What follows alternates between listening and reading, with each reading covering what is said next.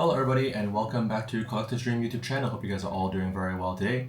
Today this video, I'm just going to be doing a rundown on the things that I recommend and not recommend buying in the second quarter of 2025.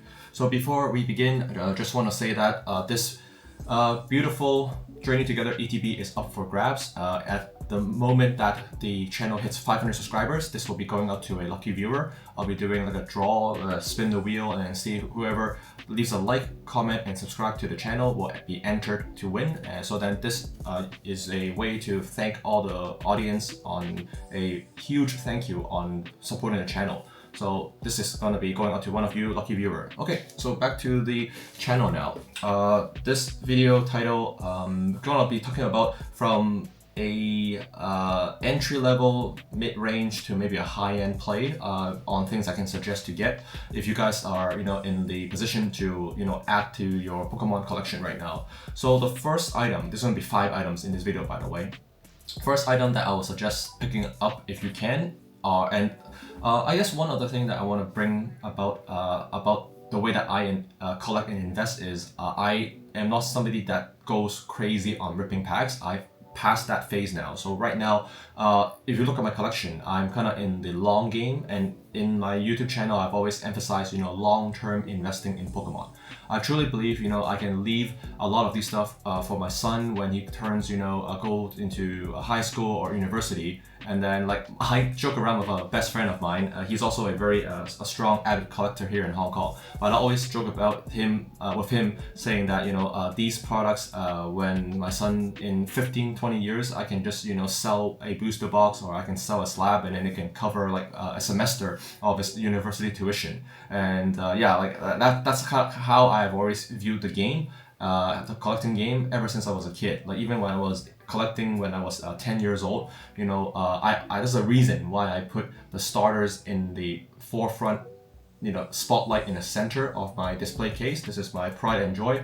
The reason I put the starters over there is I don't forget where I came from, and I don't forget when I was 10 years old, the first time I laid my eyes on a Charizard, the first time I laid my eyes on a base set Blastoise, and the first time I saw the Venusaur, my mind was just blown, right? And then just talking about it makes me very passionate about the hobby. So yeah, I'm not in it to scalp, go to the Costco and buy Blooming Waters for 60 and then sell for 80, 90, 100. Like the drive for me is not even worth the gas money. And I don't want to use the word hate, because there's actually no hate that we should promote in this hobby. Everybody collects for a reason, and the Pokemon Company have done studies that of the over 1,000 Pokemon out there, there's investors that will focus on a niche Pokemon. There's actually a collector that will focus on a specific Pokemon. Some like Bulbasaur, he loves Bulbasaur, right? So that's what he goes for.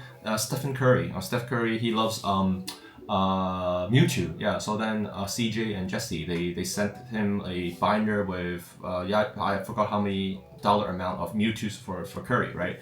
And then for me, I don't really have a particular a Pokemon that I focus on. I'm actually I like booster box. That's what I like. So then that's what I'm working on in my collection right now. But then there again, like the Pokemon Company have researched and found out that there's somebody that will collect only one Pokemon in their binder or in their collection. So everybody loves Pokemon for their own reason, and then I'm all for it, 100%. I just want to one day I want to meet somebody that focuses on Gabador, because if everybody likes it, right? So maybe there's somebody that's just focused on Phoebus, right? Let me know in the comments if that's what you focus on, or somebody just focus on Muck or Ekans or whatever, right?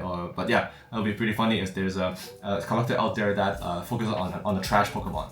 But anyway, I digress. So let's wind back to the video. Final closing comment is don't forget where I came from, and just collect and have fun with it, right? Don't trash others on their collection.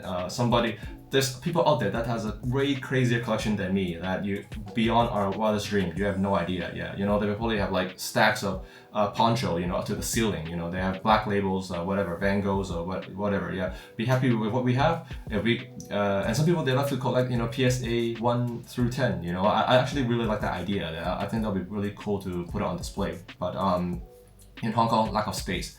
But yeah, so anyway, that's my I guess my thought of the day. Okay, yeah, so let's go back to the 5 products then. Number 1, get ETBs if you can. Sword and Shield would be awesome. And then if you guys are, got a little bit more of a deep pocket, the Sun and Moon stuff like the Mega Charizard and the Mega Blastoise, I think that's the Evolutions ETB. Those things will be pretty good because it ties in well with later on in the Scarlet and Violet or in the next generation, Pokemon Company have announced they will be bringing back Mega Evolution. So I think of all the ETB that I can choose from, if I could, I'll buy a little bit more Evolutions, Blastoise and Charizard ETBs. But enter with caution. Hashtag not financial advice. Just have a look at the eBay listing and your local market. I actually snatched up very good deals for my ETB locally in Canada. Shout out to Toronto. But I didn't buy eBay price. I probably paid 75% of eBay price just because I dealt with a local buyer. So if you can, always buy local.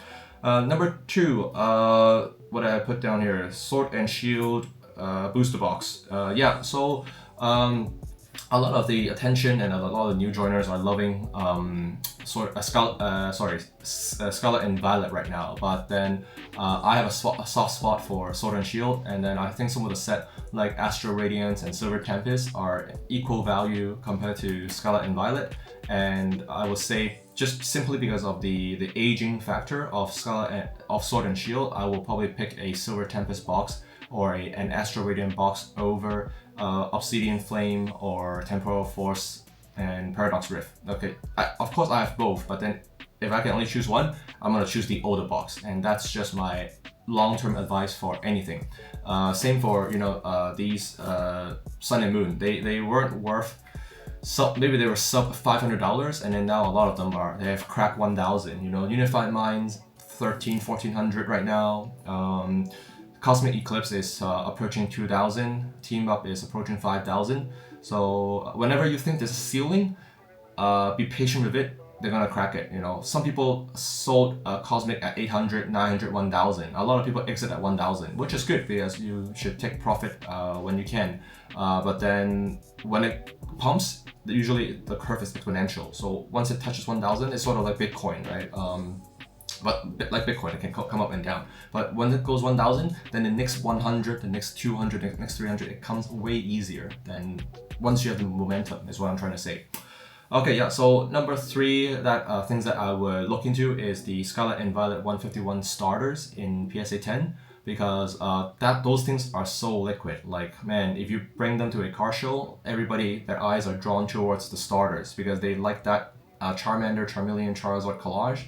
They like the Mitsuhiro Arita Blastoise, and then they have I like the highly detailed Bulbasaur, Ivysaur, and Venusaur. Very straightforward, very streamlined. Those 3 sets are beautiful when put together. Yeah, and actually I'm trying to complete that set myself. So once it's done, I'm gonna put it on display in the background for you guys to see. So yeah, that's a really something that I'm going after, and just simply liquidity factor. It's unrivaled for the 3 starters and the evolutions. And then so number 4 will be slabs that you like, and I have a few slabs that I want to showcase in this video. So I've been getting some Sun and Moon. I can see if I can put it up here. So I've been getting some Sun and Moon slabs because I feel like these things are 1/10 the population of Sword and Shield and Scarlet and Violet, because they didn't really print them nearly as much back in the day. Back in 2018 to 2020, Pokemon is not what it is, the beast that it is right now. Of course, they have really strong art, but then it wasn't such a huge. Now you're inviting a lot of scalpers and speculators into the hobby. Back then it was more gentle, I would say, more simple. And then people still graded them, but they didn't grade it a lot. So a lot of these are like around pop below 1,000. Yeah. So another the cute Pokemon, they're always this one's quite funny. Is like the Dene. And then I don't really need to have a lot of introduction to a Magikarp and Wailord. This is one of my favorite cards from the Sun and Moon alternate arts, and extremely hard to pull. it should continue to keep climbing. Yeah, the sky's the limit for these cards. And then this one, the Venusaur and Celebi.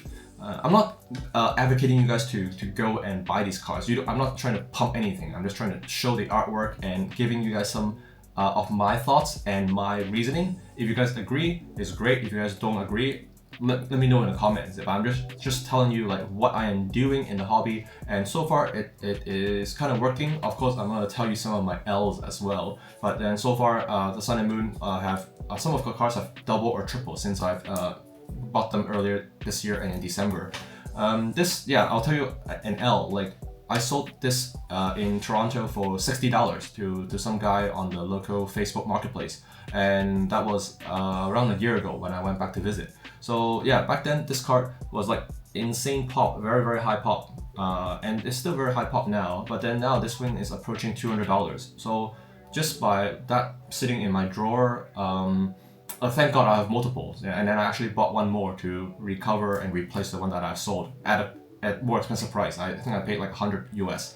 Yeah, these ones, they are really going up there, and you don't really see a lot of Pokemon card with the church style, you know, the window, like reminds me of going to the church basically, and then very beautiful, and it really portrays these birds as legendary birds because, you know, people worship them. You know, they're ancient mythical creatures. Yeah, so I think this slab again, just another more close up because it's just absolutely beautiful, and it's just gonna climb. I wouldn't be surprised if this card goes to 300, and then if it drops up to a 100, it's still okay because you have a beautiful card. You can keep it to your collection. You can admire and look at it.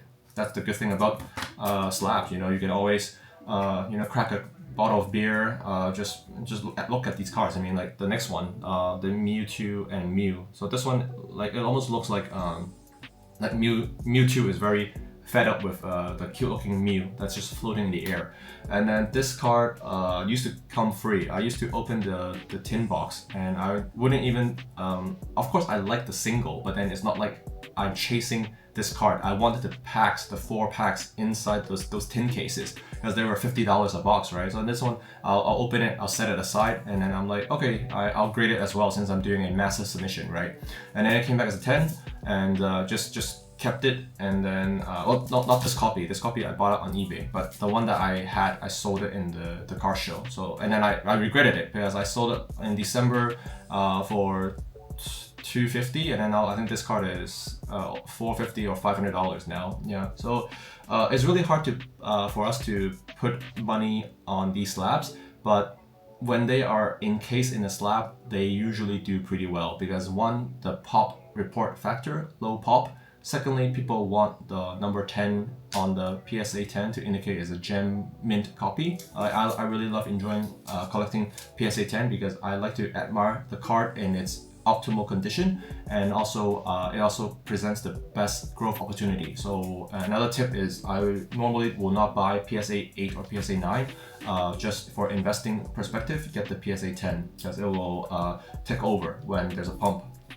Okay, so lastly, these are the stuff that I've been buying, and number 5 I'll quickly go through is if you really have deep pockets, go for the Van Gogh Pikachu and maybe some of the Munch set, because I'm also trying to complete the Munch set. The Munch set, it's a very low pop, hard to acquire set, and I think it's going to follow some of the trends of the Mario Pikachus and the Ponchos. Yeah, so Munch set, don't sleep on it. And one side bonus is the stamp set Pikachu, Lady, and Cramorant. That thing has gone up a lot, and it's also limited because that box was to commemorate the 150th anniversary for the Japanese post office, and there's only 100,000 box printed, if I'm correct. Yeah, so finite amount and amazing art. Yeah, so if you don't have that set, you can also consider getting that as well. Lastly, to wrap up the video, things I will not buy right now at this price point, 3 of them very quickly. Mario, Luigi, Pikachu's is really up there right now, getting in at the all-time high. I don't really like buying things at the all-time high, so I will sit on those. Max I will do is work out a trade, but I'm not gonna fork over 8 grand or 9 grand to buy a Mario right now. It's kind of like my point. Number two, the ponchos are absolutely beautiful. I really regret I don't even have one at the moment. I had the chance to buy a set, but I walked away from it, and then now I'm paying the consequences. But the Poncho Pikachus are also extremely expensive now. You know, even the Gyarados and the Magikarp ponchos are sitting at 3,000-4,000, and then the Charizard Pikachus are like 6,000 now. I would, yeah, like $6,000 you can do a lot of stuff. You know, you can go on a very nice vacation. You can buy a ton of seal products, and seal products are pretty safe way to park the money and watch it go up. So then, unless you really love the ponchos and you must get one, I would kind of just let it cool off for now, because trust me, it did pump before and it did fall pretty hard as well. So the thing with Slabs is it doesn't only go one way, it can come back down. When people need to sell it, they'll sell it, right? So I'll just hang on tight and wait for maybe some sort of price correction. And then the last thing I will not buy right now are the Journey Together booster box and upcoming Destined Rival at the secondary price of nearly $300 to $400, because to me that's just bonkers. You know, I'm not gonna be paying that much for a sealed booster box with 36 packs inside. Yep. Yeah, so guys, so I hope you guys enjoyed the video. Yeah, I'll be making up more content, and see you guys soon in the next one. If you guys let me know the five product tiers that I have recommended. Do you guys like it? Do you guys dislike it? And the reason why? Leave it in the comment section. Give me a subscribe and like, and I'll see you guys in the next one. Take care.